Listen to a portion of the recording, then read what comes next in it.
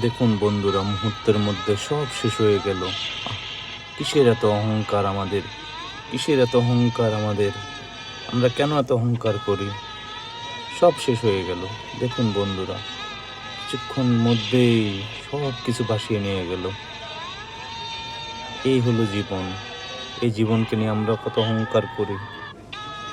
এই জীবনকে নিয়ে আমরা কত অহংকার করি। জীবন সব ভাসিয়ে নিয়ে গেল। জীবন।